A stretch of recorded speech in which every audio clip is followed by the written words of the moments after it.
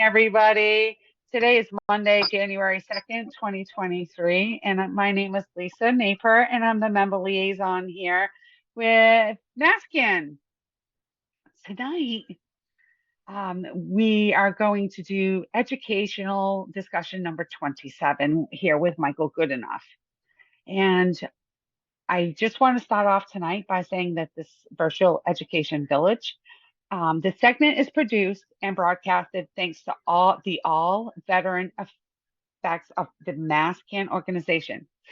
The Massachusetts Reform Coalition, well known as MassCann, is a registered 501c4 nonprofit organization dedicated to educating lawmakers, regulators, and the general public about the harms caused by a decades-long racist drug war. To find out more about becoming a MassCann member, please join us at masscann.org, and that is MassCann.org. You can follow us on our Facebook page at facebook.com and on Instagram at masscann.org, MassCann.org. Today, here with me on the 27th Virtual Education Village discussion is Michael Goodenough. And the Virtual Education Village has a common integral component of MassCann's educational mission in the time of coronavirus. Today's educational discussion is titled The Alchemy of Cannabis, a mini-series. So today, Michael is going to speak with us about multifaceted levels in this mini-series on the alchemy of cannabis. And so about Michael, he is the founder of the Chief of Technology Officer of D&G Agtek, and that is an agriculture and technology company for the past 5 years. D&G Agtek is a founding member of the Northeast Sustainable Hemp Association Advisory Board, founding board member of the Connecticut Industrial Hemp Association. Mike and his partners are passionate about the scientific-based research efforts in the hemp processing industry. They have partnered with local universities and studied extraction techniques and efficiencies for several years. Along with his business in this Sweet Heal, which is his business, is CBD, and he works from hemp from soil to oil.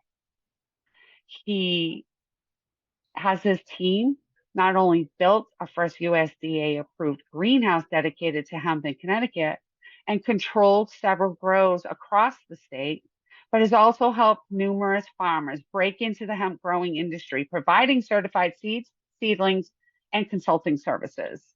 Rounding out the company's three-pronged business model, he has applied extensive background in the business and creating this company's brand, Sweet Heal, CBG, CBN, CBM.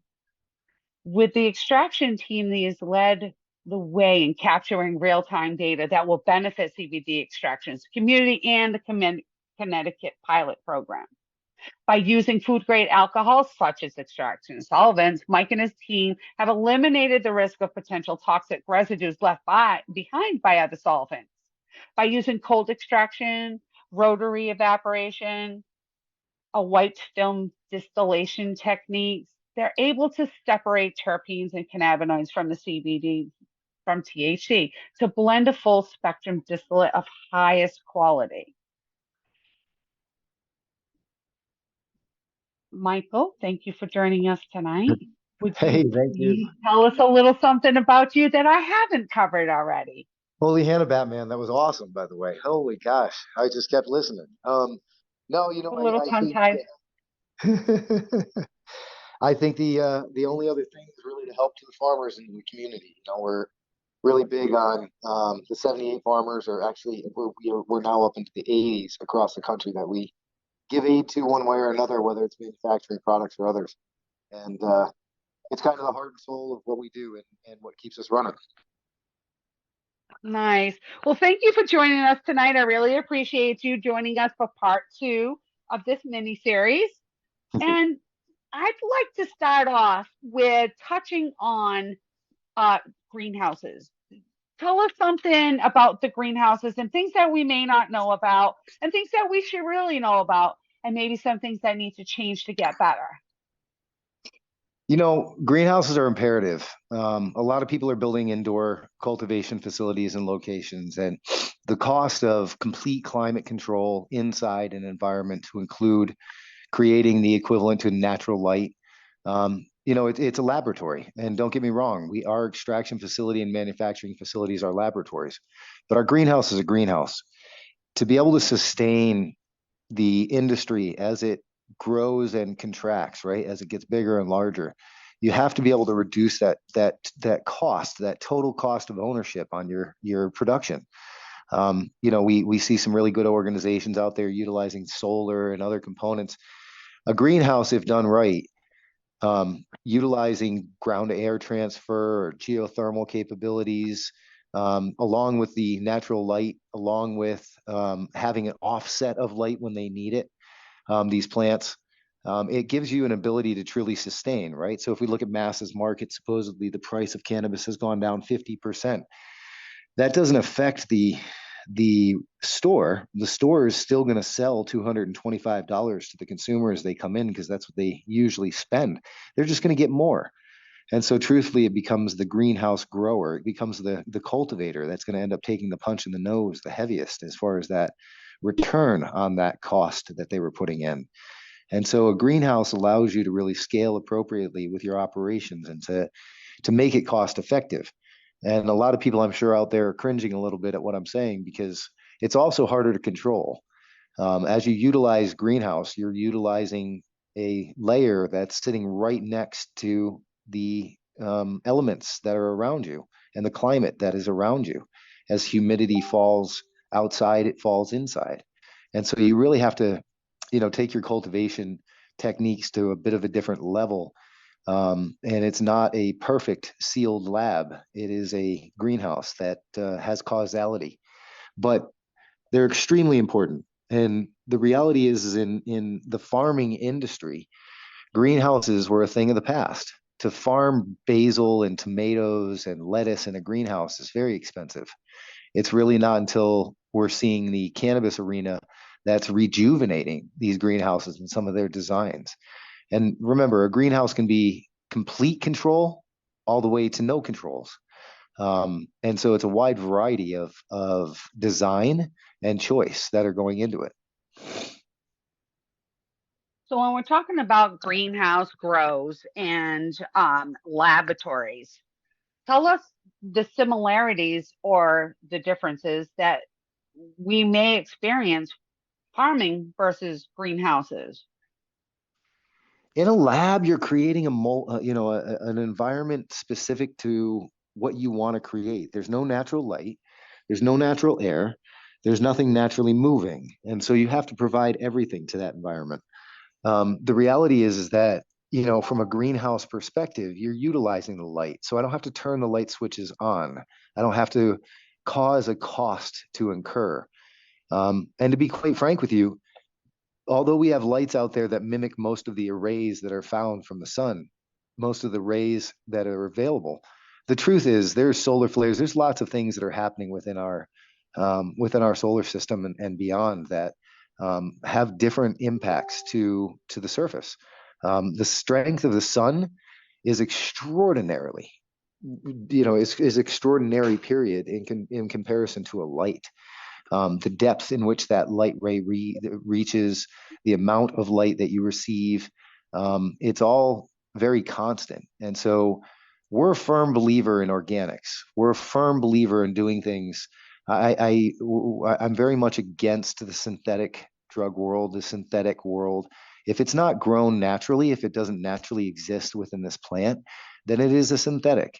And to me, utilizing light that is not a natural light is also not using the power of nature. So we harness the power of nature in order to reduce our total carbon footprint.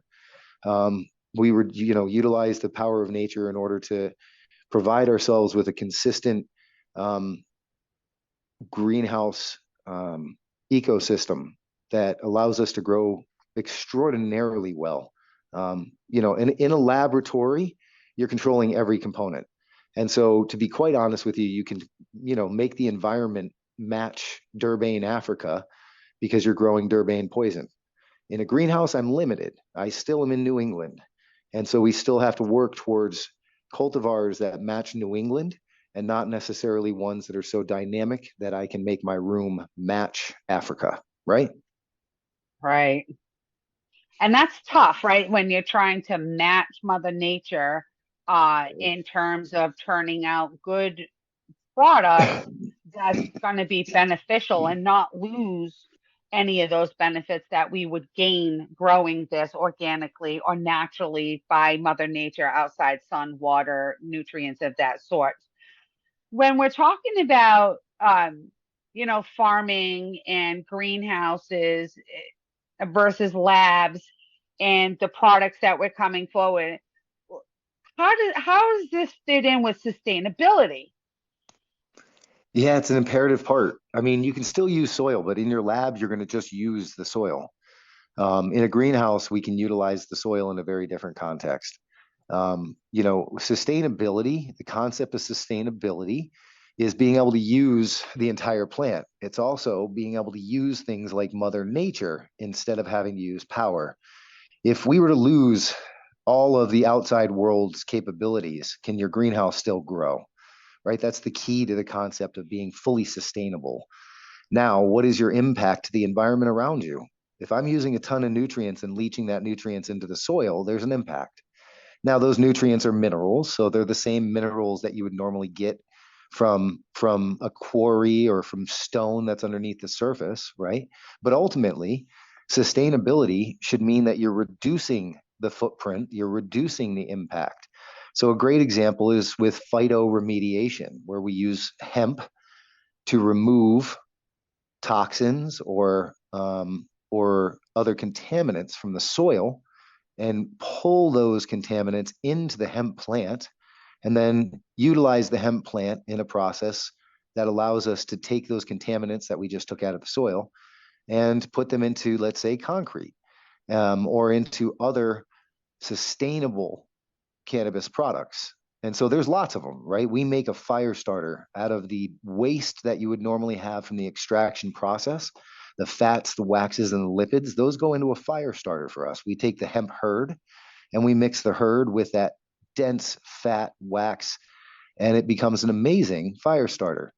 There are hemp microgreen mats that are made out of hemp hurd after it's been used.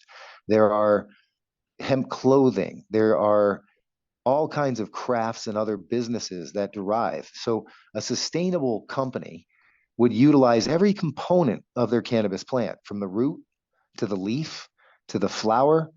Most of us, we only talk about the bud, but there are beautiful leaves. Those leaves are full of irons and omegas and can be juiced and turned into a healthy drink.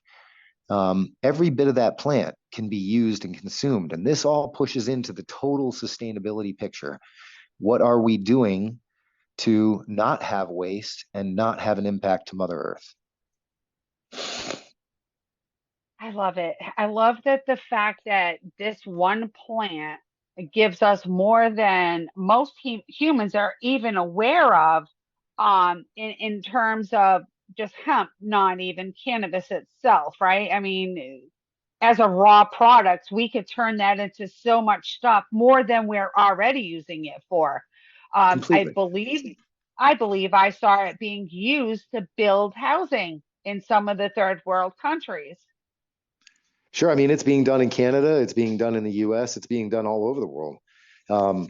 Hemp concrete has been a very big, it's been a big push. Um, you've got to break it down to the fundamental concept of what you're doing. Back in the day, we would make adobe homes, or you would make for your log cabins what you would, the sod you would put between your log cabins.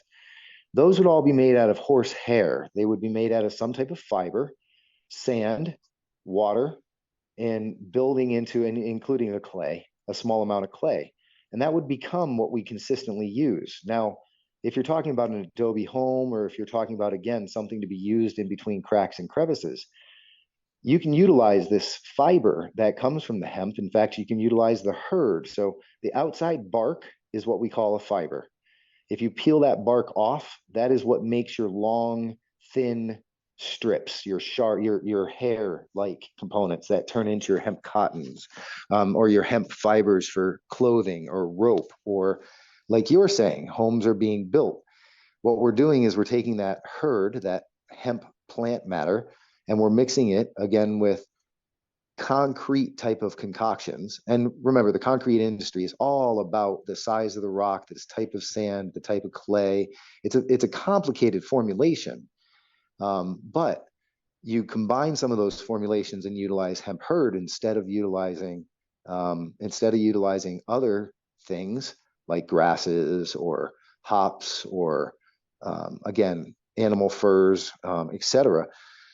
And so there's multiple different types of hemp concrete that are out there. There's the spray on capability, so you could spray it onto your studs and you could spray it into your environment so it acts as an insulation instead of a hemp concrete. It's an insulator. You can utilize it. Dion and the folks up in Canada are doing a big push and utilizing it in between the studs, so it becomes it becomes more than just a insulation. It becomes a fire retardant. In fact, it will push out fire or prevent fire from burning.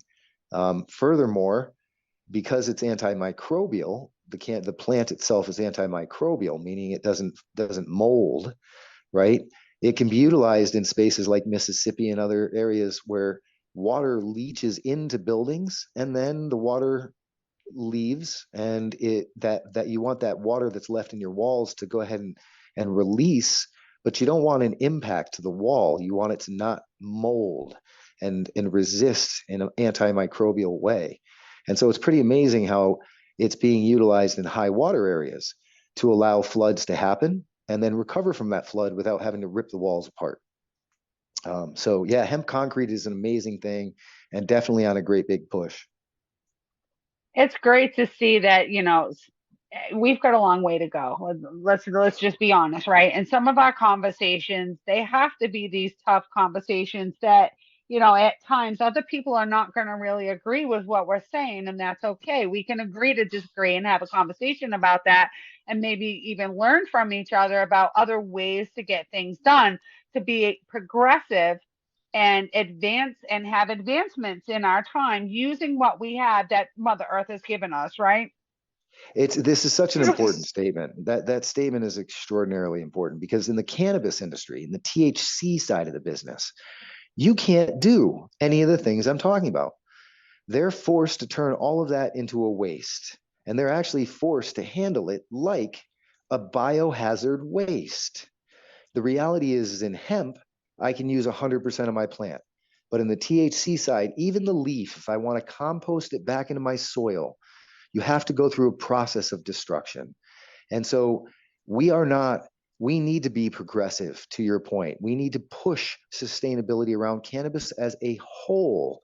We need to push that as this cannabis is being grown in such an accelerated level, that those stalks, all those healthy components of this plant aren't being thrown away as a biohazard, but being utilized and delivered potentially to people who want to start a small business, an ancillary small business around cannabis, whatever it happens to be, whether it's paint brushes, whether it's I've seen I've seen the filters for joints being made out of stalk being used for stir sticks, stalk being there's wreaths. The use case is extensive, and there are lots of people out there that want to have just some small business, a crafty business. They're not looking to make millions of dollars. They want to have a business that provides them and their family with some kind of food and some kind of housing and a good life. And that kind of business can receive donations of these pieces, or we can pay 5 cents per pound or something ludicrous so that it still is a commodity to the cultivators that are out there. But we need to push for this progression. We need to not forget that the cannabis fight is still very much on. This war is still very much on. And although we can buy the medicine we want, that doesn't mean we're doing it right now. And not even doing it quite right now, where and I've been saying this, as part of what I say to people, we still have time to get this right. We still have the ability to go to legislation and present and protest and make the changes that should look better than other states that this state has modeled behind. And using sustainability of the plant, no matter which side it's on, and we know that a THC side is limited to the medical at this point, besides some recreational. It's not across all of the United States. In this, it's not across our country the way it is across some other countries that are way ahead of us in terms of utilizing the sustainability of hemp and cannabis. So when we're talking about formularies and sustainabilities and greenhouses and farming, what are the ancillaries that could be other than small businesses and being able to feed on them? What are those ancillaries that could be so important added to this? You kind of again hit the nail on the head. The reality is that Massachusetts, let's be very clear. Massachusetts is going to report $4 billion in the cannabis industry this year. $4 billion. Colorado did 2 billion. Michigan, since they began, did 200. Since in 2015 they started. They only did their first billion this year. We need to understand the mass market, the volume of cannabis that's being grown means that there is a volume of waste products that are being grown also. And if Massachusetts is growing in such extraordinary volume and hitting such extraordinary numbers, blowing out every other state that's out there, we need to also make sure that we're conscious of the responsibility that comes with that amazing growth. And that responsibility is to make sure other people have a chance at business. So sustainability and ancillary businesses, these are the people who are selling bottles, who are selling labels. These are the people who are doing retreats and doing massages, utilizing cannabis and utilizing it. These are the small businesses that are building all over. And it can be anything from glass blowers who are now making glass so that we can consume.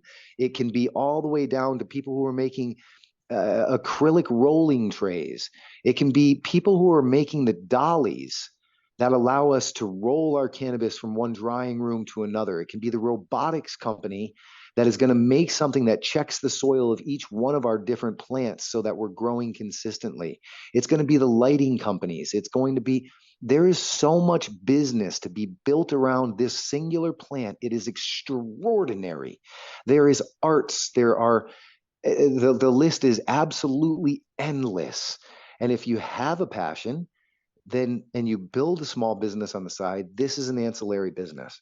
And those businesses should be receiving some of the different components that come from this plant, like the stalk and the root and the leaves. And people are doing canagaring, where you're rolling a cannabis joint in the leaf that comes from the cannabis plant. Right. And so these are different small businesses, the teas that can be grown or be brewed from the roots, and the herbal capabilities and the medical benefits that come from that are extraordinary. And so as you open up a tea shop or a coffee shop, having an additional product that you can offer to people that has benefit, that doesn't have a huge cost on you.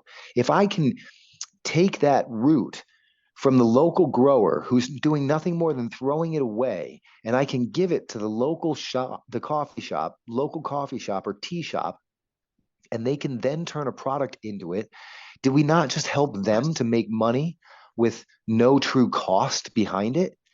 This is what we have to do as a community. Absolutely agree. And supporting each other in this community to help it grow in a good positive way is so important. And that includes coming forward and having these, discussions and having some hard questions and facing them with real answers that aren't always looked on so kindly because they're honest answers, and that there are still issues that we need to deal with. And there is still education that needs to be done, and advocacy and protesting and legislative change. So, Michael, I thank you so much for coming and participating yet again with me in this mini series. We do Always have my one pleasure. more. Thanks. We do have another portion scheduled. It is to be determined at this moment. There's a plan in place, and we're just waiting to confirm a date.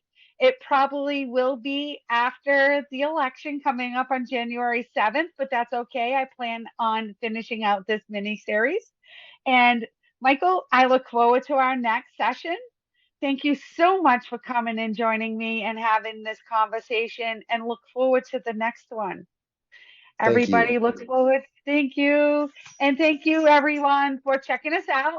If you want to be a member, please come to masscann.org, sign up. I'm the member liaison. Come join us in the fight and the education that we still need to share. Until the next time, thank you very much. Have a great night.